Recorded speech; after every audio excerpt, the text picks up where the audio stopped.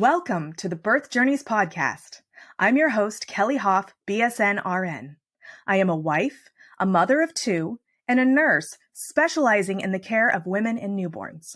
In this podcast, we will share powerful journeys of birth givers with the goals of lifting the veil on the birth experience, healing through sharing, and beginning an open conversation to strengthen trust and promote transparency between birthing people and healthcare providers. Ever wondered what a C-section actually feels like? It's one of the most common surgeries in the world, but most people don't really know what to expect. Today, I'm going to walk you through what it feels like to have a C-section, from the spinal placement to the moment your baby is born, in real mom's words, from a nurse's perspective. If you have scheduled a C-section, here's what you can expect. When it's time for surgery, you'll walk into the operating room. It's bright, cold, and a little overwhelming at first. The air feels crisp, and you might notice the hum of machines and the clinking of metal instruments being set up nearby. Your nurse will have you sit up on a narrow operating table to get your spinal, which is like a one-time fast-acting cousin of an epidural. It numbs you from your chest down so you can stay awake and alert and completely safe during the surgery. Board-certified anesthesiologist Dr. Bella Spate explained it beautifully on the Birth Journeys podcast. The spinal works quickly and deeply, allowing the surgery team to start in minutes. You'll still feel pressure and movement, but no sharp pain. The spinal itself feels like a quick pinch, some pressure in your lower back, and then a spreading of warmth and tingling as your legs go numb. Within minutes, your body feels heavy and warm, almost like it's falling asleep. Once your spinal is done, you'll be helped to lay down on the table. Your body may feel oddly weightless below your ribs, like you're there but disconnected from your lower half. You'll be slightly tilted to one side to help with blood flow. Then your nurse will place a monitor on your belly for your baby's heartbeat, then gently insert a Foley catheter to keep your bladder empty. You may feel pressure from touch, but you probably won't feel pain, cold, or wet, which means the anesthesia is beginning to work. After that, your nurse will prep your abdomen with scrub solution. You may feel pressure from touch or tingly as the numbness settles in, but you shouldn't feel cold, wet, or any pain. Then someone will place a sterile drape over your belly, exposing only the surgical site. By then, you may not feel anything at all, or you may feel light tugging as the drape is adjusted and taped into place, but no pain. Once you're prepped, the rest of the OR team comes in. Your surgeon will do a pinch test to make sure you don't feel any pain. They probably won't even tell you that they're doing it because if you don't feel it, it means the anesthesia is working. When everyone is ready, your nurse will lead something called a timeout.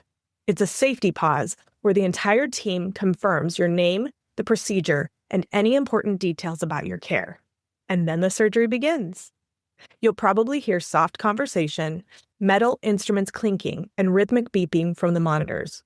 You may even hear a whirring sound from some of the machines that help remove excess fluid from the surgical site.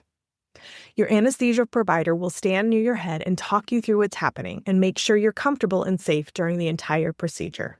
Once the incision is made, you won't feel pain, but you will feel tugging, pulling, and deep pressure as they move the baby towards the incision in your uterus.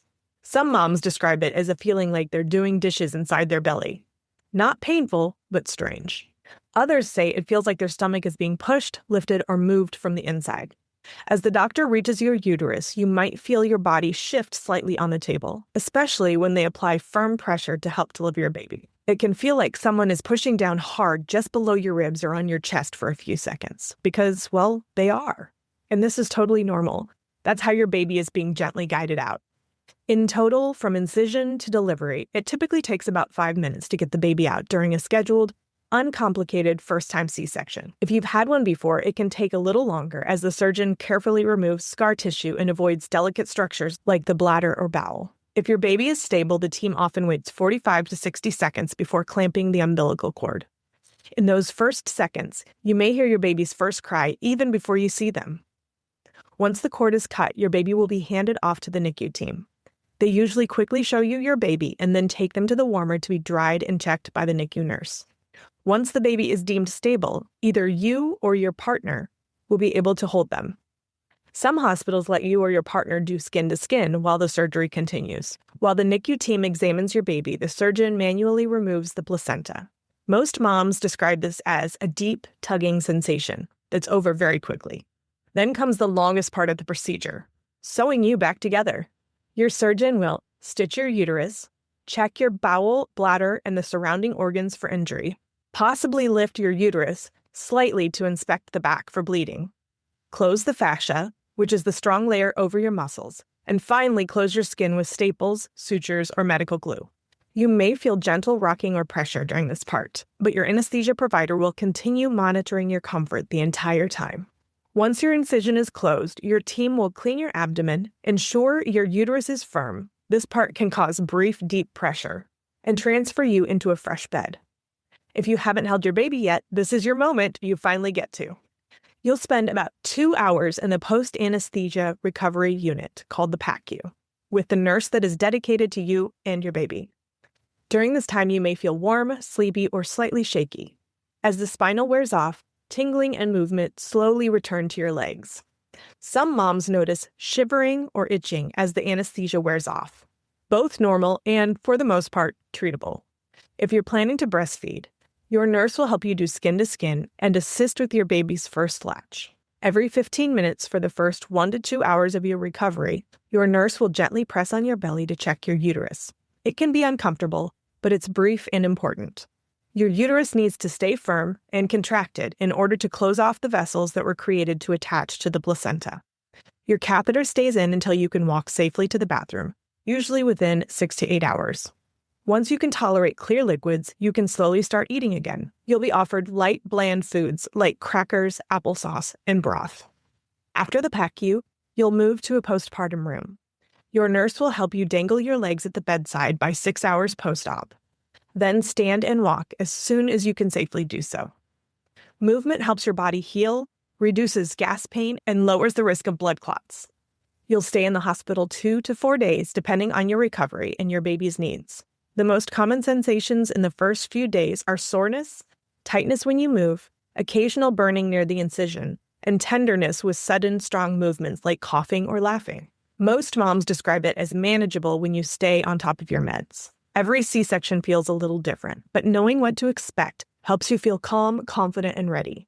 You're not just having surgery, you're giving birth, and that deserves care, respect, and preparation. If you want to hear Dr. Bella Spate's full explanation of epidurals, spinals, and C-section anesthesia, comment podcast below for the link. It's one of the most valuable episodes for anyone preparing for birth and considering labor anesthesia.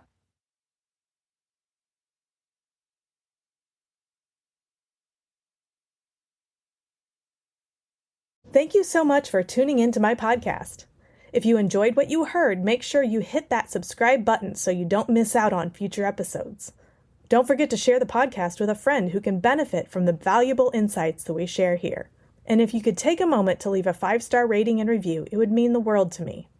If you're ready to work one-on-one with me to embark on a transformational journey towards a confident and empowered hospital birth experience, go to kellyhoff.com/empowered and enroll in my Empowered Hospital Birth Coaching Program. Together, we'll create a roadmap to a birth experience that you'll cherish forever. That's KELLYHOF.com/empowered. Let's make your birth experience extraordinary.